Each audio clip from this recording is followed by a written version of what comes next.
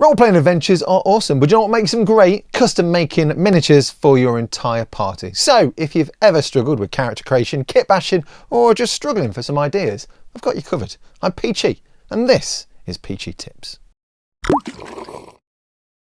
So about a year ago, I was invited to join a group of buds to make an 8-part 40k adjacent D&D adventure, and I couldn't say no to that. It was a great idea and I was very excited and privileged to be invited along. So the concept really was to make these episodes quite fast paced, so not too long, so there's less catching up to do if you do miss an episode. You're probably going to be spending like half an hour to 45 minutes finding out where the gang is and what they're up to, which makes a lot of sense. And I ended up using a lot of that concept when I did my own battle reports because I don't want them too long-winded, I want them fast paced, 20 minutes at most. So you're just into the action, enjoying it, adventure over, wait for the next one. Makes a lot of sense. Now, one of the big things with this whole adventure, D&D adventure, was Dan, who's the producer, and Jamila, who's also a producer. They produce professionally as well as for this actual production. And they wanted to make sure that the rules that they used were the right rule set. Now, one of the big things that I saw when we announced we were doing it, and it's been out and about, was there was a big uproar that we used 5th edition D&D. Whatever your opinions are on D&D and 5th edition, it's irrelevant because really it's about telling the story, not really what the mechanics are being used. Dan did a lot of testing, playing different games, all the 40k versions, whether that's Wrath and Glory or whatever, anything by Cubicle 7. He did his research, but he decided, well, all of us know D&D 5th edition, so we're comfortable with that rule set. There's not a lot of learning involved. And also he's comfortable with it, so he can riff off that, and he's played many adventures using it, so it made a lot of sense. I mean, I don't sit there worrying about what blender was used to make my soup as long as the soup tastes nice. And really, I think that's the key thing. Regardless of what rule system's been used, you'll probably never really see the mechanics in play anyway. Well, maybe a little bit, but for the most part, it's about telling the story and enjoying the story. So if you do have massive issues with 5th edition and you are flipping the table because it really bothers you, tell it to someone who cares. But what a great place to be, that we can have arguments about which edition or rule set that we're using for D&D, as opposed to not mention it outside that small cabal of your friends that you spent ages trying to groom to join your group. Yeah, what a time to be alive. So what was the plan? Well, it was to do 8 episodes, make them really short, fast paced, have some investigation episodes, have some really cool rad combat episodes using miniatures, which is one of the key reasons I want to be involved as well, because I got to paint cool stuff, bring some scenery, use some machinery. They didn't really get used that much as well, so that was quite nice. Dan is an amazing hobby. There's not much that Dan and Jamila aren't very good at, which is really sickening and annoying, and it really bothers me. But yeah, Dan's a good painter. He was bringing loads of stuff over because they work in Canada, so they had to bring a load of stuff over. So I had plenty of things here. We used Rob Space, and we did it over the course of like 4 or 5 days. And it was great. It was a good laugh. We all had a good laugh. I got to meet Greg a bit more as well. So I knew Greg from like passing by in like Warhammer World. He does a lot of voice acting for Games Workshop. Some of it you can't mention, some of it you can. He's the voice of Horus, and he did the Dark Tide Ogrin, among many others. So Greg is a super talented voice actor. Both are Jamila and Dan as well. And then there's me and Louise, who just present and talk and paint. And it was a great opportunity for us to have a good time. And that was what was had. Lots of good times were had. And hopefully you guys are enjoying the episodes. At the moment, I think it's episode 7 at the time of recording, episode 8, which is kind of why I want to do this video, was before it all ended, and get some more people watching the episodes because they deserve some love, because they're good fun. Not because I'm in it, maybe, but mostly just because it was a really good project to be involved in, and I'd like to do more. And that's the thing, is like, in the hobby sphere at the moment, there's lots of D&D adventures, but there's not many cool 40k adventures. And although this is 40k adjacent and we're trying to toe the line so we don't get cancelled by Workshop for IP infractions or whatever, it would be really cool to see more 40k D&D adventures, like seeing Critical Role or whatever, doing stuff like that. That'd be great. Now, in the early days when Dan reached out to me, he gave me an option of characters to pick from. There was 4 characters. 2 of them were off-wielders. One of them was already off limits, which was the Psyker. Jamila was taking that. So there was an Admech Tech Priest, and then there was a PDF officer and a Ganger. Now, the PDF officer and the Ganger are local to the Hive, so they're not like part of the Inquisitorial Warband to start off with, and then obviously they get recruited. And I was like, oh, I don't really want to be a tech priest. I'm not super familiar with the Admech. I mean, I've read the rules and I've done some like armies in the past for them, stuff like that, but it's not like my cup of tea. Whereas Imperial Guard and gangs for like Necromunda are. And then I found out Louise really wanted to be a ganger. So I was like, well, it's obvious now, isn't it? It's obvious. I'm going to be a posh PDF officer from the Up Hive, and he probably just wants daddy's attention. So great. I'm going to come up with some ideas. And that was the other thing as well. Jamila and Greg wouldn't have had a lot of time to do their own hobby and make these characters, so I'd kind of offered to do it, which was a great little hobby project for me, sending them like little like work in progresses, or like, oh, do you want this head, what about this sword, oh, you want a dagger, okay, I'll snap that off and put this on. So that was great fun doing that, being part of the process. And with my Kitbash, I'm kind of used to breaking things off and changing them, and being in a studio environment, changing things all the time. So it was a really, really fun little project to be involved in, and just seeing those characters come to life, and then eventually getting art of all the characters. So what I'm going to do is do a quick sort of like overview of each character, and I'll pop up the art that they did, because it's just great, based off the figures I made, which is really cool as well. I love that kind of stuff. Thank you guys, you're amazing. So the first character is Aedeva. She is a psyker. She I guess Jamila likes wizards and casting magic, and it made sense. She was very organized, may I say, Jamila was, with all her cards. For someone who's not familiar with the rules, she did a lot of reading, and I guess the competitive streak came out because she had like everything in order. But Aedeva's character is off-world. She's a psychic, part of the Inquisitor Warband, she's already established. Being an off-worlder, I guess she has a flair for the dramatic, and I guess the finer things in life, a bit like my character, who's a bit of a posh prat. Would I say Aedeva's a posh brat? Probably not. I mean, she seemed like the authoritarian in the group, so I kind of did as I was told. But yes, that's Jamila playing Aedeva, a psyker who was basically wearing a ball gown for most of the game, I think. Crazy. So next up is Gamma, played by Greg. Greg surprised us all when he came out with a voice for Gamma, and it also surprised Dan because it kind of had effects with his audio software, and thinking there was errors, which is great. There's a whole section where they both do like robot voices together, which was just causing so many issues for the audio software, thinking there was like an error. I loved that. But yeah, Greg really wanted to play this tech priest, and he's called Gamma. And he has some other numbers, which I can't remember. But one of the things I really liked about Gamma's character is he, I guess from the AdMech point of view, believes in logic. He does everything very logical, which sometimes is to not our benefit as a group. Struggles with doors, not great at opening doors for other reasons. I don't know why, he just really struggled opening doors. But he wants to learn what is to be more human. Even though he's AdMech, they're trying to understand like the human psyche, because they've become so far removed now that they're trying to like remember what it was like and what it is. So I guess he's just wants to be a real boy. That's what he wants to do, and it's quite fun seeing that progression through the series. Now, something Dan mentioned in an interview we did recently was the issue with like Mechanicus is they have the servo schools and they're all hovering around this and the other, and that kind of negates the whole point of him being slow and lumbering. So that's why I ended up having the cat or Ginger. Everyone seemed to love Ginger. I hated the thing. It was just, I wanted a stamp on it. Just really irritating little robot tracked thing. Roast me in the comments if you don't agree, because I don't think anyone in the group realised I hated it. I was looking for every opportunity to just throw a grenade into the room that it was in. I didn't get the opportunity, unfortunately. But yeah, that's Greg's character. Then we move on to Louise, Pyper. So Louise, being the sweetest, kindest and quietest, meekest human in the world, wanted to be a barbarian ganger, basically. And I was shocked by the amount of times she wanted to resort to murder to deal with situations, and it was great seeing Louise do that. Pyper falls in love with a particular chainsaw later on in the episodes. Again, don't want to give spoilers away, so if you're not caught up, I'm going to be very mindful not to do that.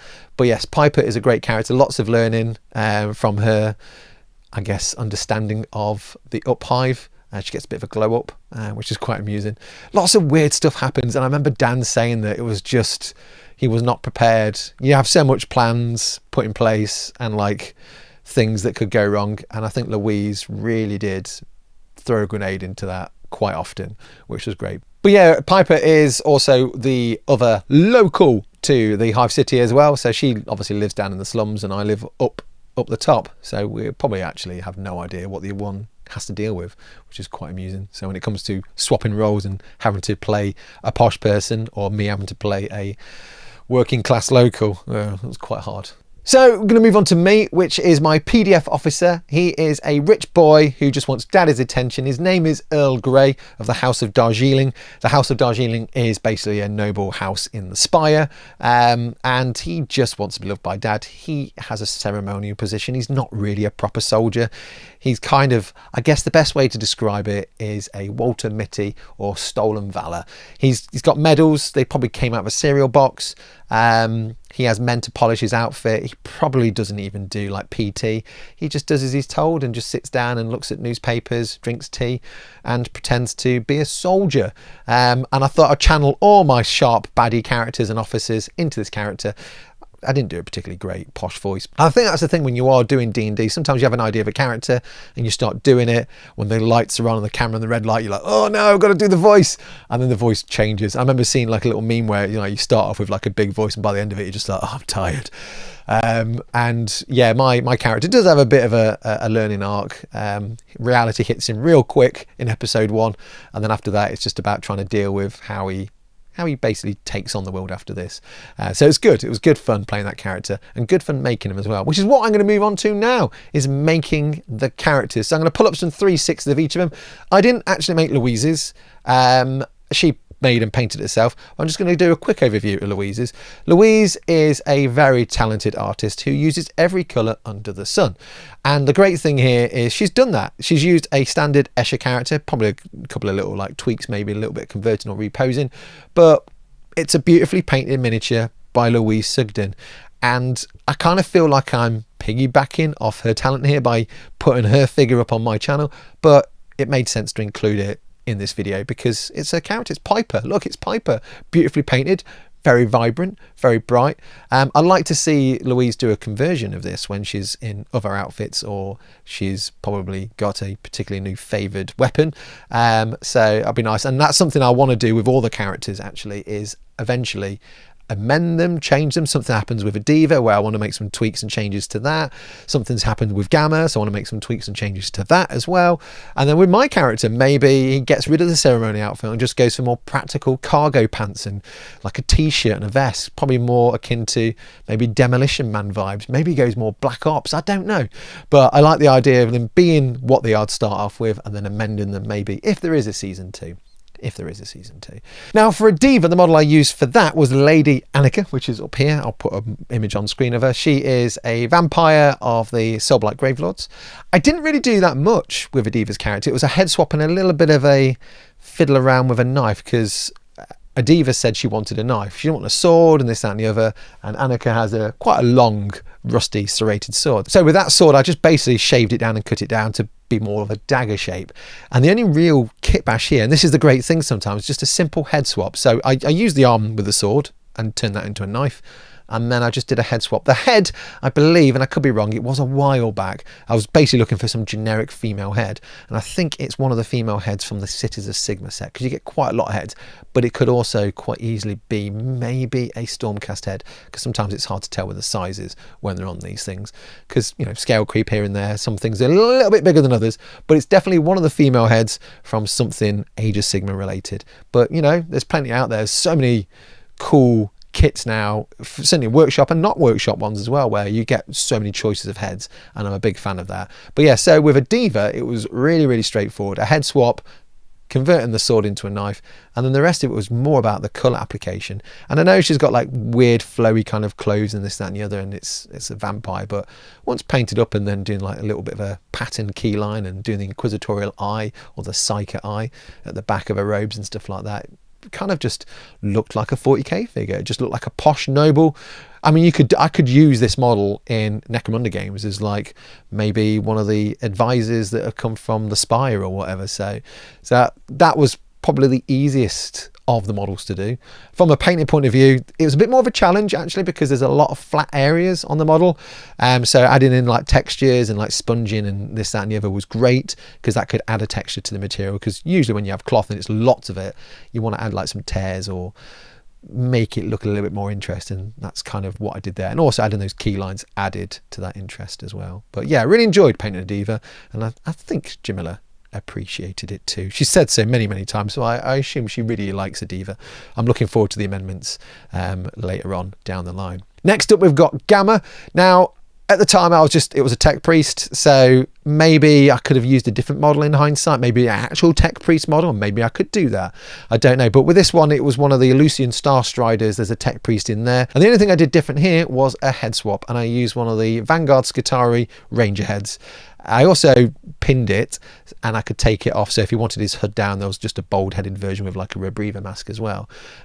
So there's choices. Certainly this one does, and Earl Grey certainly has one. I didn't see the point with Aedeva because she's not wearing a hood or a helmet, so it made sense. But yes, from a colour palette point of view, went down the classic route of the Mars scheme for Skitarii or Admech, getting that cog design in there as well. But it's a really nice model. It's very steampunky, this Elusian Star Strider model is.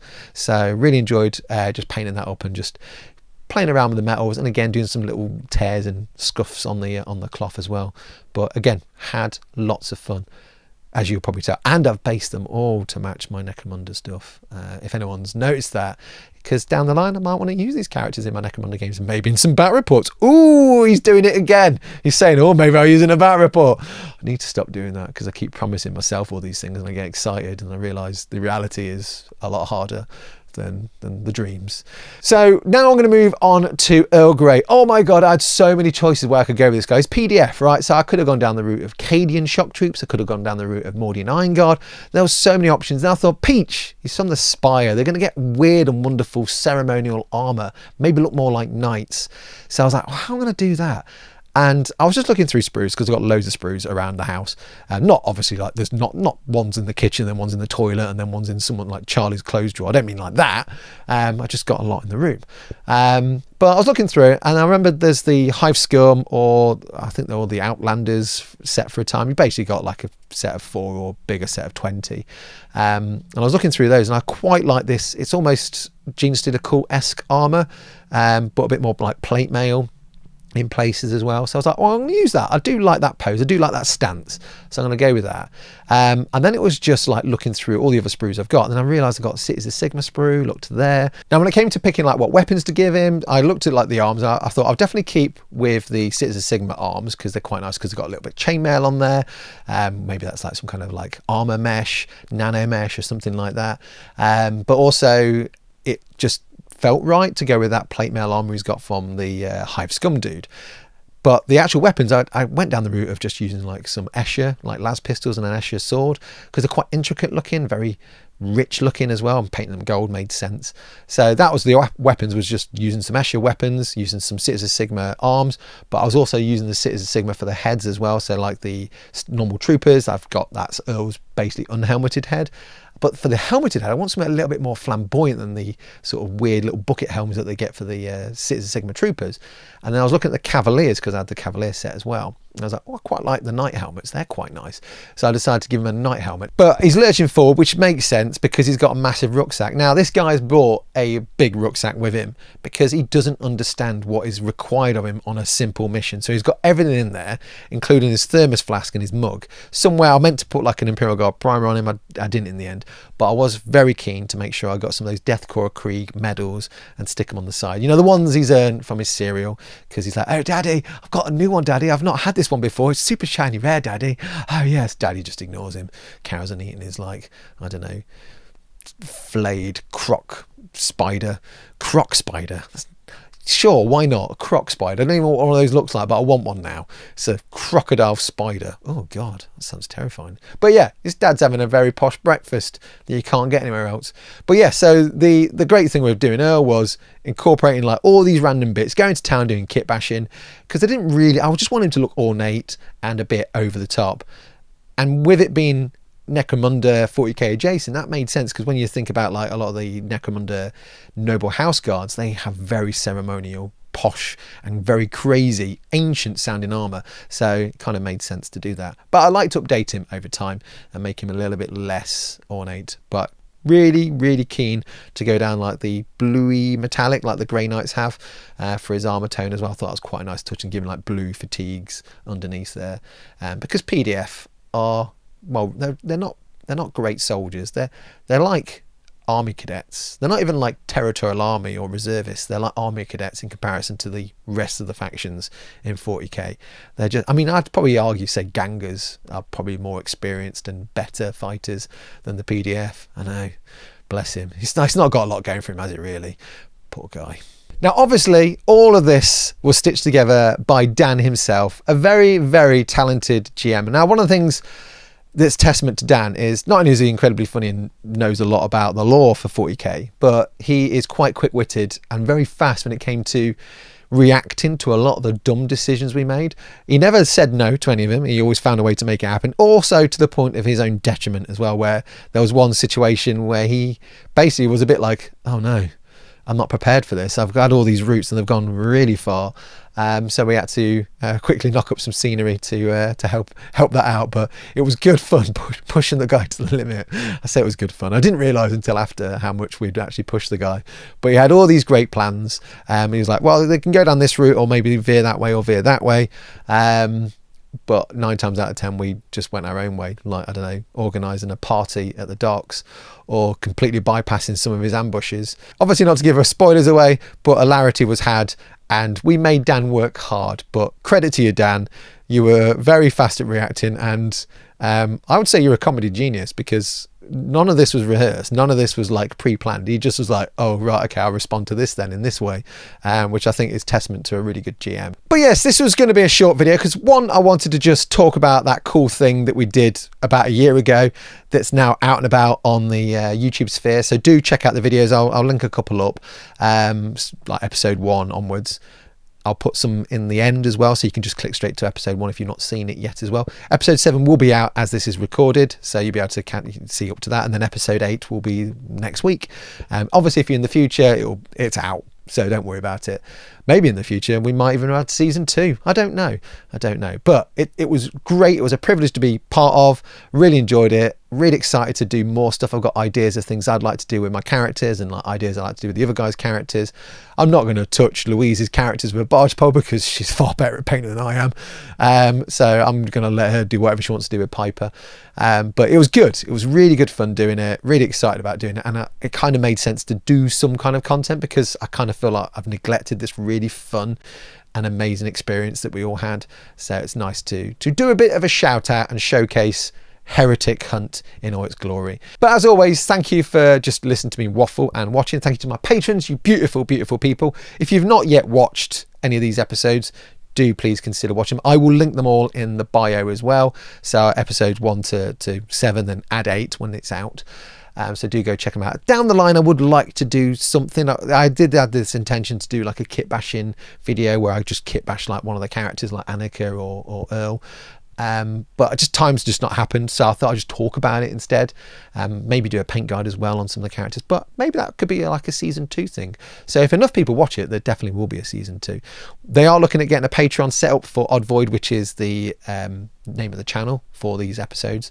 So if you do want to watch tons of behind the scenes stuff, because there is so much initially, because in our WhatsApp group we called ourselves 40k Love Island, because the idea was going to be more like, not like a reality show, but when we did stuff in the game, there'll be like a quick like sort of jump to me like, oh yeah, well when I was doing this I was thinking this, and then Louise went and did this thing, and I was like, whoa, what are you doing, Louise? And then they'll skip back to like the game happening, this, that and the other. But it was just quite a clunky edit according to Dan. So but he's got all that footage, he's just going to stick onto Patreon instead, and you can watch, I guess, the full unedited version where you just see Dan disappear for about 10 minutes in the toilet going, what am I going to do now, what am I going to do? So that was great. But yes, thank you for watching, thank you for your support as always, and Sharp will be next week.